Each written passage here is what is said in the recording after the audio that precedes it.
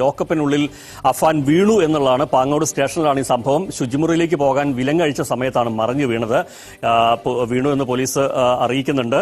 പരിക്കൊന്നുമില്ല. ആത്മഹത്യാ പ്രവണത കാണിക്കുന്നു എന്നുകൂടി പോലീസ് ഈ ഘട്ടത്തിൽ പറയുന്നുണ്ട്.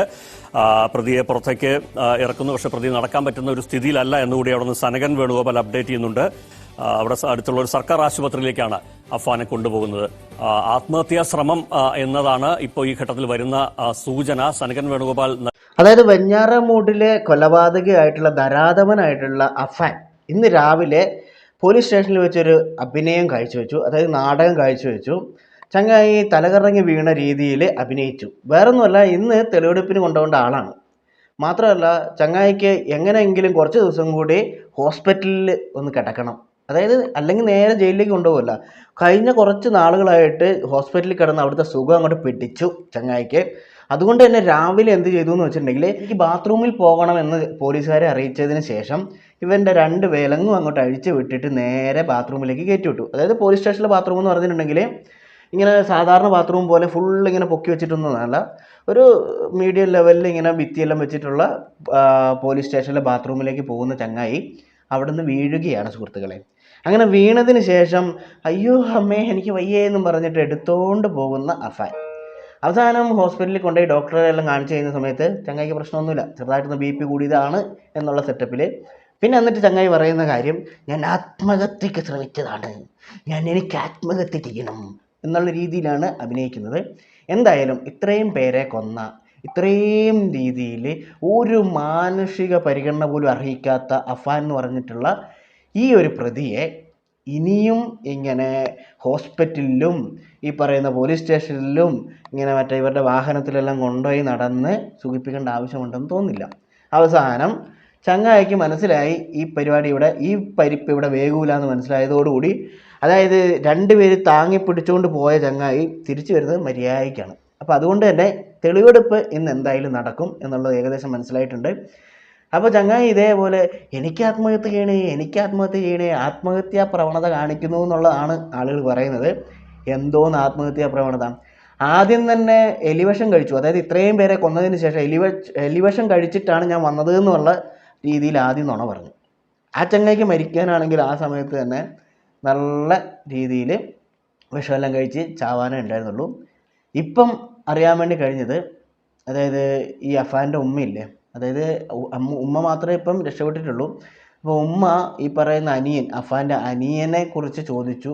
അനിയൻ മരിച്ചു പോയി എന്നുള്ള കാര്യം ഈ പറയുന്ന ഉമ്മ അറിഞ്ഞത് പോലും ഈ പറയുന്ന അഫാൻ കൊന്നതാണ് എന്നുള്ളത് അവരോട് പറഞ്ഞിട്ടുമില്ല. അവർക്കിപ്പോഴും അവരുടെ മനസ്സിൽ ചിലപ്പോൾ ഉണ്ടാവും, കാരണം ഉമ്മേനെ കൊന്ന മോനാണ്, അപ്പോൾ ബാക്കിയുള്ളവരെയും കൂടെ കൊന്നിട്ടുണ്ടാവും എന്നുള്ളത് ആ ഉമ്മേൻ്റെ മനസ്സിലുണ്ടാവുമായിരിക്കും. എന്നിരുന്നാൽ പോലും സ്വന്തം മോനാണ് കൊന്നത്, അല്ലെങ്കിൽ ഈ അഫാനാണ് കൊന്നത് എന്നുള്ളത് ഇതുവരെ അവർ വിശ്വസിച്ചിട്ടുമില്ല.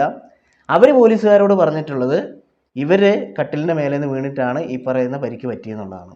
നിങ്ങൾ ആലോചിച്ച് നോക്കണം. ഇപ്പോഴും ആ ഉമ്മ ഈ പറയുന്ന മകന് വേണ്ടിയിട്ട് പോലീസുകാരോട് കള്ളം പറഞ്ഞുകൊണ്ടിരിക്കുകയാണ്.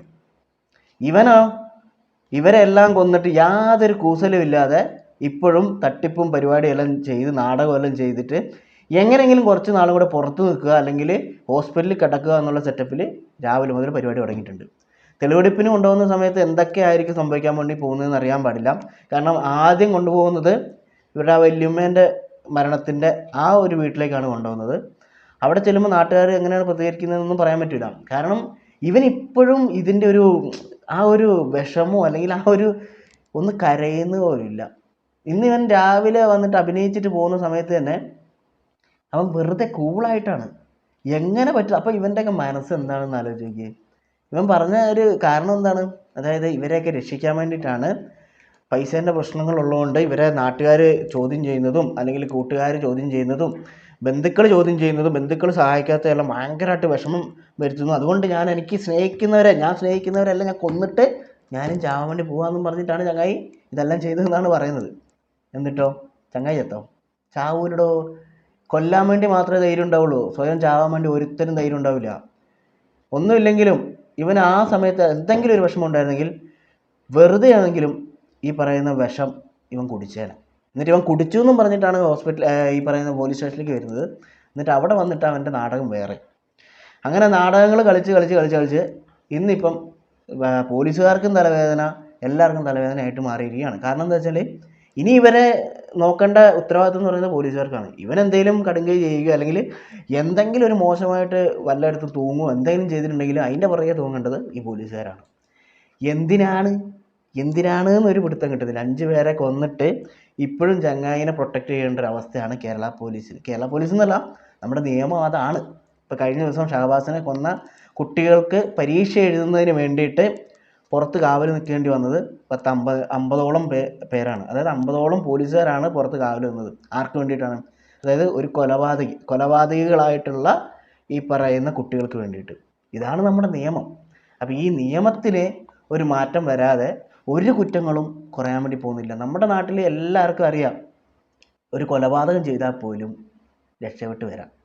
ഇപ്പോൾ ഒരു 41 ദിവസം അല്ലെങ്കിൽ 14 ദിവസം റിമാൻഡിൽ കിടന്നിട്ടുണ്ടെങ്കിൽ ജാമ്യം കിട്ടും. അത് കഴിഞ്ഞ് പുറത്തിറങ്ങി വീണ്ടും എന്തെങ്കിലും തെറ്റ് ചെയ്ത് വീണ്ടും ഉള്ളിൽ പോയാലും അതിനും ജാമ്യം കിട്ടും. ഈ ഒരു ധൈര്യം തന്നെയാണ് ഈ അഫാനെ പോലുള്ള നരാധമന്മാർക്കുള്ള ഒരു ശക്തി എന്ന് പറയുന്നത്. അതായത് എന്ത് ചെയ്തിട്ടുണ്ടെങ്കിൽ യാതൊരു പ്രശ്നമില്ല, നമുക്ക് ചെയ്യാൻ പറ്റുന്നതൊക്കെ ചെയ്യാം, കൊന്നാലും പ്രശ്നമില്ല, കൊല വിളിച്ചാലും പ്രശ്നമില്ല. നമ്മുടെ നാട് എന്ന് പറയുന്നത് അങ്ങനെയാണ്. അതായത് ഒരു കൊലപാതകം ചെയ്താലും എങ്ങനെയാണെങ്കിലും ഊരിപ്പോവാം. കഴിഞ്ഞ ദിവസം ഒരു വാർത്ത കാണാനിടയായി. അതായത് ദുബായിൽ 2023 ഒരു കൊലപാതകം നടന്നു എന്ന് പറഞ്ഞാൽ അബദ്ധത്തിൽ മരിച്ചതാണ്. അതിൻ്റെ വധശിക്ഷ ഇന്നലെ നടന്നു. അത് മലയാളികളാണ്. 2 മലയാളികളെ ഇന്നലെ തൂക്കിലേറ്റി ദുബായിൽ. അതായത് അബദ്ധത്തിൽ നടന്നതാണെന്ന് പറഞ്ഞാൽ പോലും അവിടെ യാതൊരു കരുണയില്ല. അതേപോലുള്ള നിയമം ഇവിടെ വരണം എന്നൊന്നും നമുക്ക് പറയാൻ വേണ്ടി പറ്റില്ല. കാരണം സത്യസന്ധമായിട്ട് കേസ് അന്വേഷിച്ച് തെളിവുകൾ നിരത്തി അവർക്ക് തക്കതായ ശിക്ഷ തന്നെ മേടിച്ചു കൊടുക്കുക എന്നുള്ളതാണ് നമ്മൾ ചെയ്യേണ്ടത്. അല്ലാതെ വെറുതെ ഒന്ന് കേട്ട് രണ്ടാമത്തേന് കൊല്ലുക എന്നുള്ളതൊന്നും അല്ല നമ്മൾ പറയുന്നത്. പക്ഷേ നിയമം എത്രയും പെട്ടെന്ന് നടപ്പിലാക്കുക. ഒരു നിയമം നടപ്പിലാക്കിയത് കണ്ടിട്ട് ഇനി ഒരാൾക്കും ഇതേ കുറ്റം ചെയ്യാൻ വേണ്ടിയിട്ടുള്ള ഒരു മനസ്സ് വരാൻ പാടില്ല. അത്രയേ ഉള്ളൂ. അല്ലാതെ ഒരു കേസ് കണ്ട ഉടനെ തന്നെ അവനെ പിടിച്ച് തൂക്കിലേറ്റണമെന്നൊന്നും അല്ല നമ്മൾ പറയുന്നത്. പക്ഷേ നിയമം നടപ്പിലാക്കണം എന്തായാലും. അല്ലാണ്ട് വെറുതെ ശിക്ഷ വിധിച്ചതിന് ശേഷം ജയിലിൽ കൊണ്ടുപോയിട്ട് ഉണ്ട തീറ്റിക്കാനോ, ഉണ്ടയില്ലല്ലോ, ബിരിയാണി തീറ്റിക്കാനോ കുഴിമന്തി തീറ്റിക്കാനോ വേണ്ടി നിൽക്കുന്നതിന് പകരം ഒരു ശിക്ഷ കൊടുത്തിട്ടുണ്ടെങ്കിൽ ആ ശിക്ഷ എത്രയും പെട്ടെന്ന് നടപ്പിലാക്കാൻ വേണ്ടിയിട്ട് നമ്മുടെ നിയമത്തിന് സാധിക്കണം.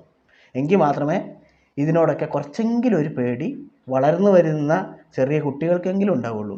ഇപ്പം എന്താണ്, ഈ ചെറിയ പിള്ളേർക്ക് വരെ അറിയാം, ഇതൊക്കെ ചെയ്താലും ഇതൊക്കെ ഇത്രേ ഉള്ളൂ എന്ന്. കാരണം ഇവർക്ക് പേടി എന്ന് പറയുന്ന സംഭവം ഇല്ല ഇപ്പം.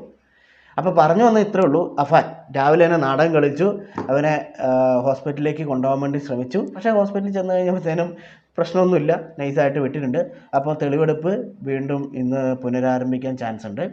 എന്തായാലും അഫാൻ എന്തൊക്കെ അഭിനയിച്ചാലും എന്തൊക്കെ കോപ്പ് കൂട്ടിയിട്ടുണ്ടെങ്കിലും അവൻ ചെയ്തതിനുള്ള ശിക്ഷ അവന് കിട്ടുക തന്നെ വേണം.